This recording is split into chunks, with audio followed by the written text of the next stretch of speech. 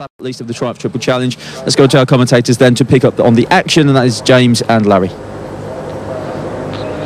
Well, already there's been action here at Cadwell Park, because on the sighting lap, on the very out lap, the number 121 machine of the Canterbury rider Tom Ward tipped himself to earth. He may look at the turf there. It's a little bit like picking the bits and pieces up. Well, yeah, he's got the ignition key, I think, from there. But a rider, well, I'm joined by Terry Ryman, former British and World Endurance Champion in the box, and that's a rider from probably your neck of the woods down in Canterbury. It's a long way, but not a lot to fall off on the sighting lap, Tel. Yeah, that's right. It's funny because you can just see him picking up bits of his bike. You can tell he's a private rider, actually. You have to pick up bits of your bike when you crash it. That's, he's got to try and be really upset, I think, crashing on the warm-up lap. Yeah. Well, that is always a problem, because the riders, whilst they're not on any speed, then these things can happen. The way that they line up, and there is a rather complex point scoring system whereby after the previous round the riders' points were halved, but leading the championship chase is the former British 125 champion Rob Guyver, ahead of Phil Atkinson. James Egan there in third position, just ahead of Tom Whedon. Then we've got Tom Haywood, Piers Hutchins, Tom Ward, who we saw crash out, Chrissy Rouse, Christian Elkin and David Sellers. 11th is Ben Taylor, ahead of the Finnish rider Walter Petronen, Will Leaning, Mark Simons, Jake Robertson, Kelvin Hoare and Justin Bateman are the top 20 in the championship. And after qualification, the way that they will line up for this 10-lapper around the Cadwell Park circuit, round 11, sees Freddie Pett, the guest rider, in pole position on the Dales Racing T3 Triumph, ahead of the South African Phil Atkinson and championship leader Rob Guyver. Row 2 seems the South African James Egan, ahead of local rider Tom Haywood and the Geordie Chrissy Rouse.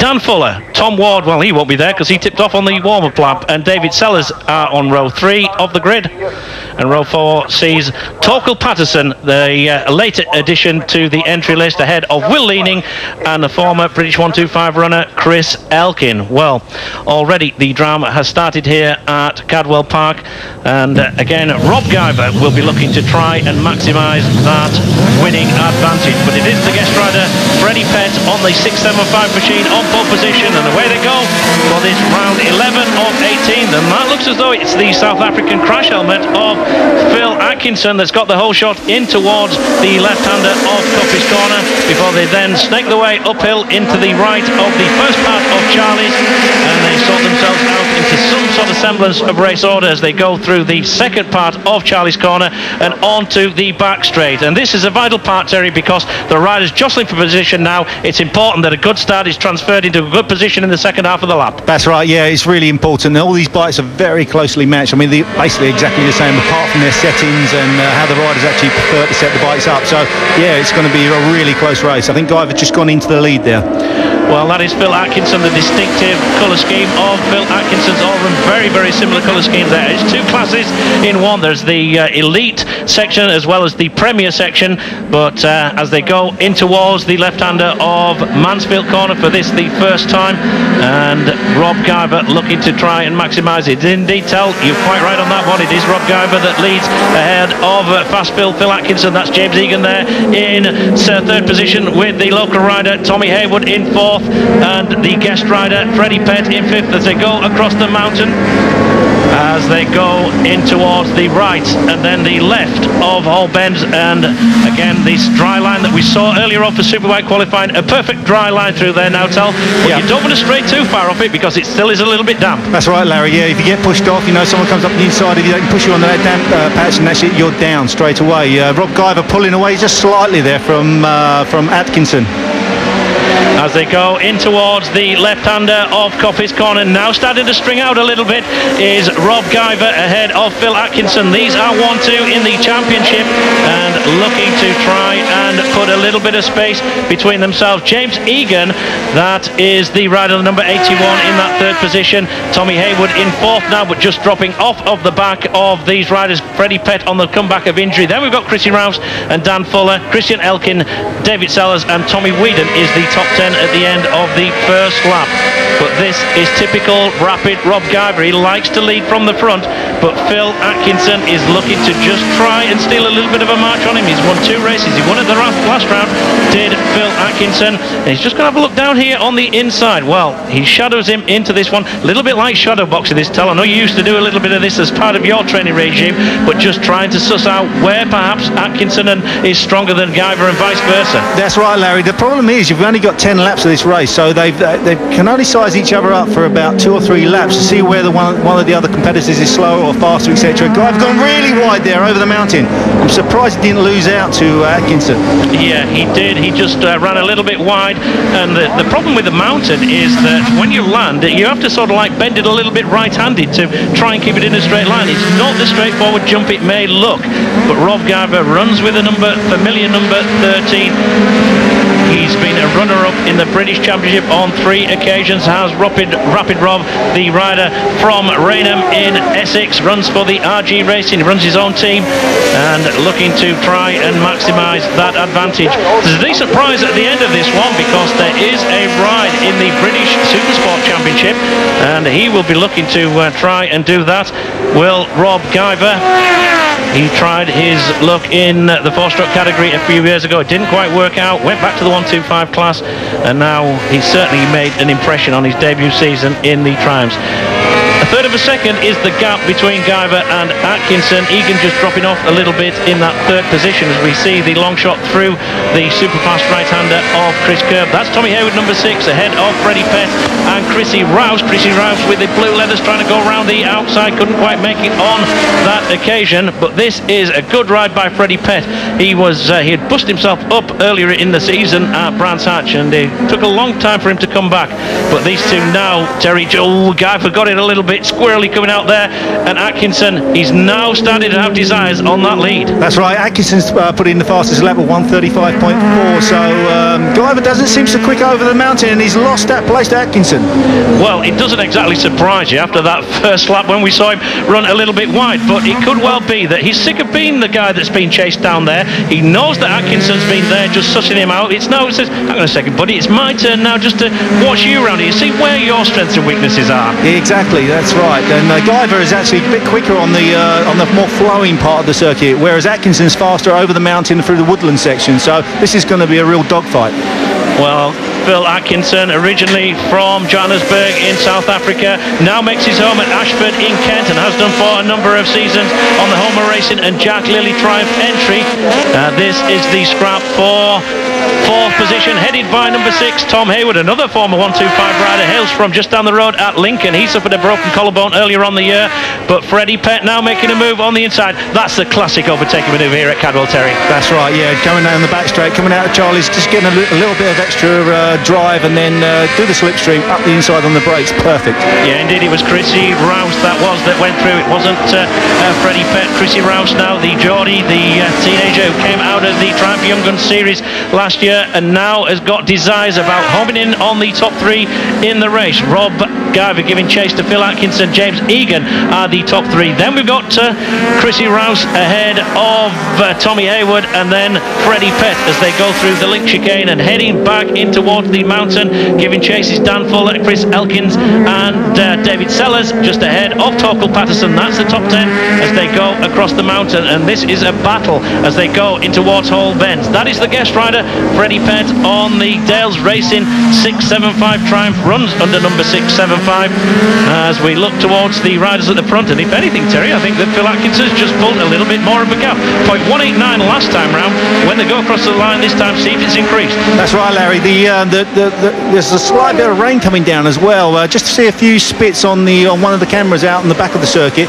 I think it was going around Charlie. So a couple of the riders maybe being a bit tentative there, just on this part of the circuit. And yeah, Atkinson's flying at the moment. 1:34.4 his last lap round. The problem with riders, Terry, and from experience, is that even if it is just spitting, the drops of rain on the visor looks as though it's raining a lot heavier than what it is. So they call it mental rain out there, and the tendency is just to roll the throttle. Well, sometimes sometimes, Larry, he is, sometimes you see the spits of rain just there at the end of the straight, and sometimes when it starts, you can just see they've not leaning the bikes down quite as much as what they were before. They have to be a bit tentative because it could have been raining quite a bit around the gooseneck here with this section of the circuit. The rider, I think, to keep your eye on is that one that just came into shot at the top of the screen. That's the race leader going through the left-hander, followed by second place Rob Guyver. Third position is the South African James Egan, but the rider to keep your eye, just going into shot there, is Chrissy Rouse, that blue-clad figure of the number 55 rider out of Gateshead in Tyne and Wear, and that is Chrissy Rouse, who set the quickest lap last time around, and he's closed the gap. It was half a second quicker than any of the other riders, and he's right on the back of them now. He is now. Rouse and Egan are actually gauging the two riders in front of them. They're not sure because you've got to remember, no one's been around the circuit. It's been raining a little bit, and they're going a little bit too slow, so they're gauging on them. They haven't crashed yet, so they're pushing as hard as they can to catch them back up. There's a fine line between glory and disaster as the pit board goes out there for Phil Atkinson. That's Steph Waddell, former Triumph triple rider, that holds the board out for Phil Atkinson, and Atkinson is extending that advantage. It was 0.5 of a second last time. It's reduced slightly, actually, down to 0.3 of a second as we go into the second half of the race. But this is impressive by Chrissy Rouse, a former 125cc championship runner. As we said, he was one of the winners of the Triumph Young Guns series last year. And here comes Guyver having a look on the inside. That block pass, it's always going to work here at Cadwell Park, but can he anchor it up? Again, that's the slingshot manoeuvre. That's always the danger, Terry, of running in deep. You can run in a little bit too deep. You can't get on the gas on the exit of the corner, and that's exactly what happened there. And Atkinson went right underneath Guyver, just led for a brief moment.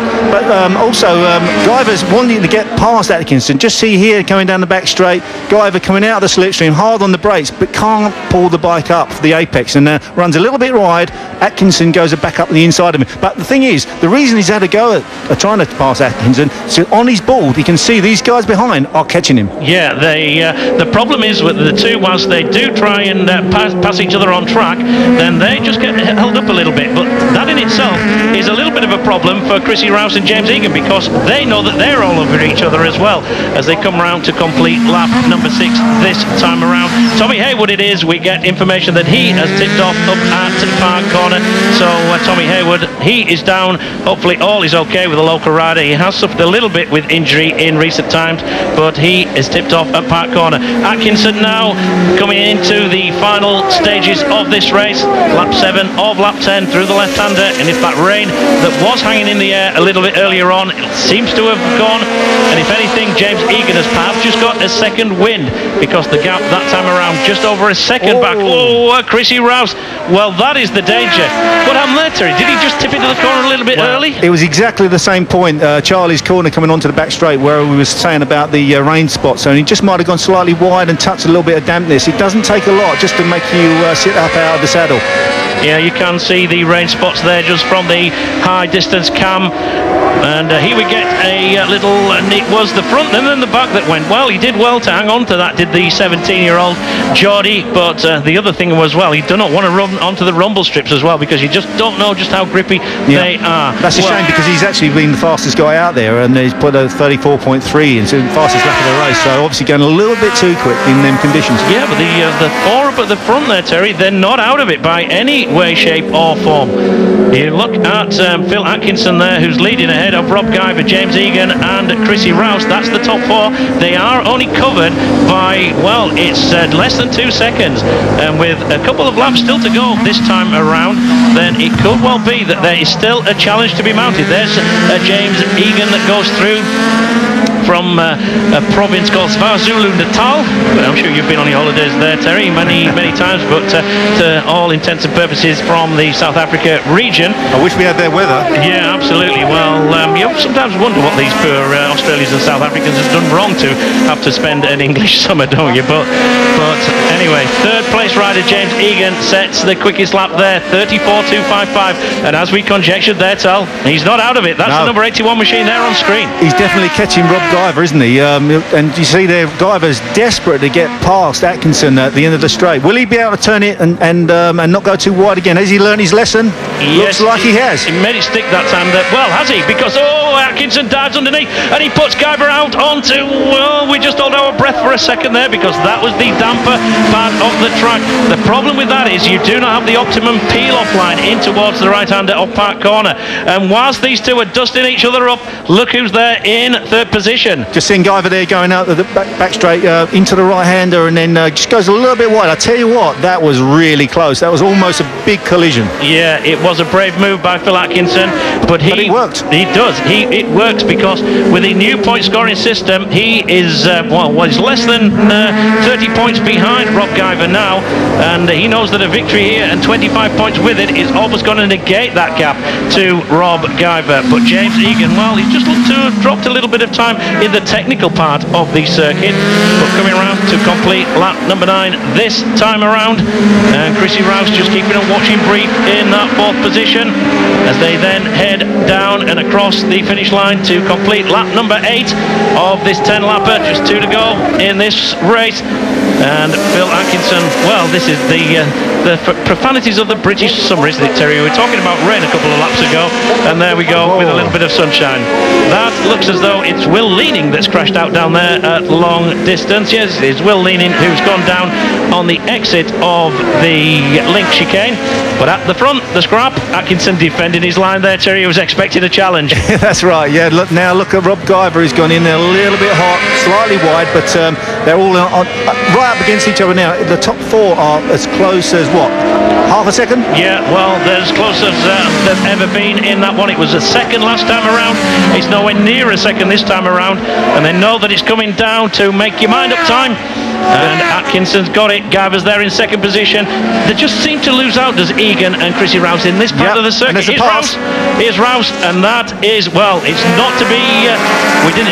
We're not surprised that happened there. But here comes Egan back at him in towards the mountain bottom. Whoa, that's a dodgy place to pass there. They've slowed each other up terribly. Look at that. Not what they need to be doing. And Rouse around the outside. Yeah, they've cost each other an absolute shed load of time there, and just 1 lap to go this time around. Perhaps a little bit of inexperience from the 2 youngsters on that one, Terry, and the 2 more experienced riders up front now just trying to make a little bit of a break. That's right. Sometimes you've got to work together to try and catch up with the front guys, and then maybe have a dogfight right at the last lap. You know. And now Rob Guyver's got a bit of breathing space. He's going to really have a go at Atkinson down the back straight, I'm sure. Now, if you were Rob Guyver here, Terry, would you go early like he looks just like there? He has done? I'll do it just there. Yeah. Yeah. Well, that's why you were always a good racer, Terry. The problem is, Larry, now is that the fact that Rob Guyver's got to get out of this right-hander as he's going through Charlie's here on the gas so hard, because Atkinson could actually slipstream him and pull out. He's going to try and close the door. Will he work? Yeah, Atkinson did well. He kind of sold him a little bit of a dummy there, did Atkinson, because he wants to try and get back underneath him.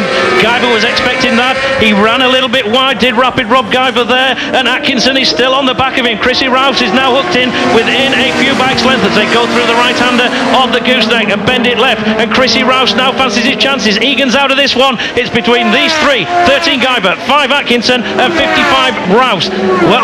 Guyver gets it sideways as they come out of Mansfield, manages just to keep it on the island, and Chrissy Rouse is going the holiday route, can't make it this time around.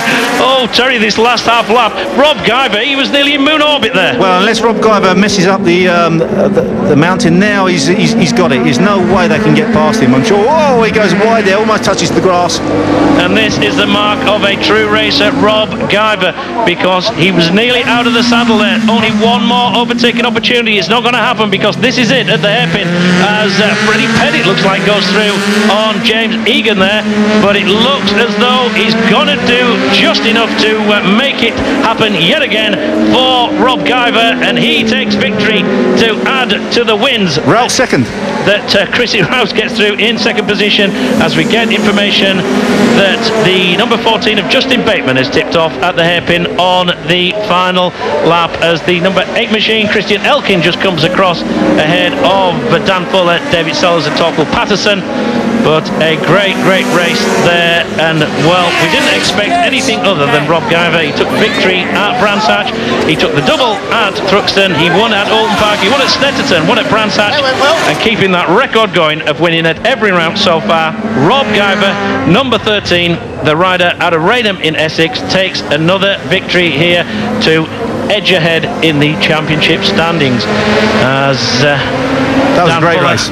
It was a cracking race, that, and it's one of them races, Terry, that you just don't want to end, do you? Wanted to go another 5 laps. It would have been nice to be another 15 laps in total would have been great, yeah, but Rob Guyver's really adapted well to this triumph, hasn't he, from the 125s. Yeah, just goes to show just how hard these riders were trying, and as they went through the final lap there, it could have been any one of 4 of them. They were within half a second of each other, and Rob Guyver, well, he just got had the experience to just hang on to that one, and I'm pretty sure that Rob, have a look at this, Terry, here we go, talk us through this one, because this is where Rob nearly lost it. Hard on the brakes, just see Rob goes a little bit tighter, opens the throttle up just about here and just slides sideways, almost crashed. That's where Noriyuki Haga, I think, crashed and dislocated his collarbone, or broke his collarbone, and but luckily he picks the bike up, Rob Guyver, and manages to squares it off into the chicane, so done a great job there. It was great to see on the last couple of corners that Chrissy Rouse went underneath Atkinson and really caught him by surprise across the line. Yeah, and you'll feel a little bit sorry for Phil Atkinson there, because he looked to have done all the hard work, didn't you? All 3 riders rode fantastically well, you know, I've got to say, it was a really exciting race. So, the way that they end up in this round 11 of 18 of the Triumph Triple Challenge, the first race here at Cadwell, sees victory for Rob Guyver by 0.7 of a second over Chrissy Rouse, who came through into second position. Phil Atkinson in third, ahead of Freddie Pett, who charged through to fourth. James Egan ended up in fifth, ahead of Christian Elkin. Then Dan Fuller, David Sellers, Torquil Patterson, and Piers Hutchins. Tommy Whedon ended up in 11th position, ahead of Ben Taylor, Richard Sedman, Cox, Hoare, Sam Bander, Carnell, Robertson, Justin Bateman, who tipped off towards the end, so he looks like he's been credited with 19th position, and we saw Will Leading crash out at the Link Chicane earlier on as well. And the way that the championship now stacks up after that round, and bearing in mind the various championship points permutations, Rob Guyver, who now has a 32.5 point advantage, or 32 point advantage over Phil Atkinson.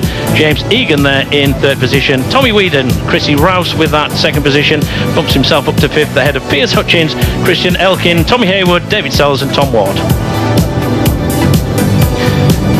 Ben Taylor, Dan Fuller, Walter Protonen, who's missing here this weekend, Will Leaning, who crashed out, ahead of Cox, Stedman, Pett, Robertson, Simons and Kelvin Hoare.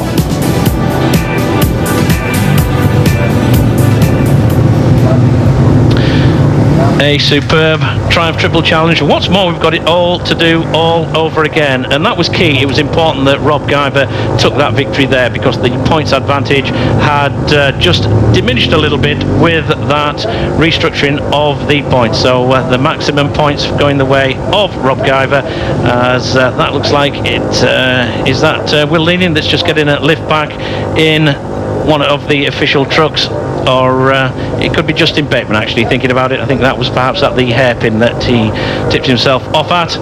As again, another big crowd here at Cadwell Park for the annual party in the park. Around about 50,000 people expected over the course of the weekend for a superb weekend of action here at Cadwell Park.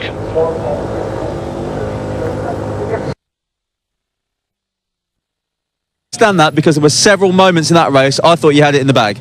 Yeah, Rob had a big moment on the last lap, and yeah, I thought he was actually going down, so I had to roll off. I was trying to take avoiding action. He stayed on, and that just pulled a few bike lengths to the end, but yeah, gutted to be passed on the line as well. But I gave it my best, and hopefully we can do better tomorrow. You look very down. Is there any positives you can take from that? There must be some. Yeah, well, I mean, we match the pace of the guys, and we know we can run at the front. It's just got to try and keep it together till the end. So okay, we'll let you go to the podium, put a smile on for us for tomorrow. Best of luck tomorrow, mate. Okay, off you go. Second place finisher, Chrissy Rouse. Now, listen, your battle with James Egan at the bottom of the mountain with a couple of laps to go. I thought that was it all over. I've never seen anybody make up so much ground so quickly. How on earth did you manage that? Well, yeah, after a quite a poor qualifying, I couldn't get a good lap in. I knew I had a bit more pace, and after I just got into my rhythm, wore my tyres up, and sort of got into my thing, sort of thing. I managed to pass Freddie first, then pass James, and I just kept getting on the leaders. I thought that the leaders had slowed up, or maybe I'd speed up, I don't know, but I'm just absolutely thrilled. Best ride for me of the year, so I'm just over the moon. We look forward to more from you here tomorrow. Off you go to the podium, well done. And now our race winner, Rob Guyver. Blimey, you like to make it interesting, don't you? Right to the end there. Massive moment at the bottom. You were almost off over the mountain. You ran a bit wide. You managed to hold it all together, though. Yeah, I mean, yesterday was wet, so we had a wet session. So this morning in qualifying was the only dry time I've had on this bike at this circuit. So I had to sort of guess a load of setup. And it was sort of spitting the whole race, and there was damp patches and places like that, so I was getting a bit too eager with the throttle, launching myself out the seat, but it was a great battle with Phil. We was right close between. My plan was to get him into park, but the opportunity arose down into the first turn, so I took it, tried to ride a good lap, had a massive moment, nearly launched myself off again, but I knew if I could keep it clean through the woodland section, I'd be fine, so awesome. Very, very entertaining. Great to see you back here, Rob. I'll let you go to the podium. Well done. Cheers, Tone. Thanks, mate. Rob Guyver there from RG Racing. Just a brilliant race, really, which is what we come to expect from the Triumphs. Here's the highlights with Larry.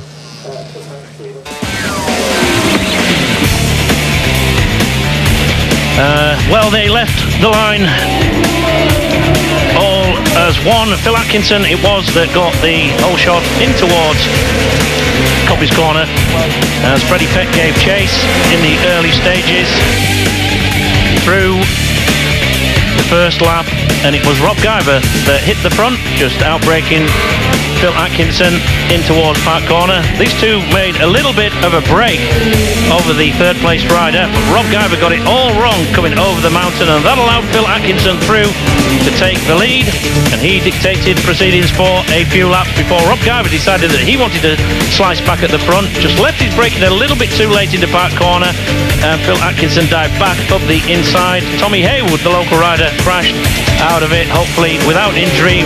We saw that Will Leaning also crashed on the exit of the link chicane, but the battle for the lead hotted up as James Egan and Chrissy Rouse started to dust it up for third position, just costing themselves a little bit of time. But Phil Atkinson and Rob Guyver battled it out at the front. Chrissy Rouse managed to dispose of the challenge of James Egan, and as they headed out into the final stages, Guyver took the lead. He went a little bit too early, nearly high-sided coming out of Mansfield Corner, but Phil Atkinson couldn't capitalise on that one, and it was Rob Guyver that took the victory, and Chrissy Rouse just edged out Phil Atkinson for second. Okay, so this is the podium underway now. Rob Guyver in the middle, Chrissy Rouse in the blue leathers nearest the camera. Phil Atkinson on the far side of the camera. Phil Atkinson looks the most miserable, and you can kind of understand that, but Chrissy Rouse, a great ride from him, and Rob Guyver, despite keeping us on our toes with a couple of huge lurid slides toward the end, he took the win. Great for him. We're going for a short break, but when we come back, we will conclude with our final live race of the day.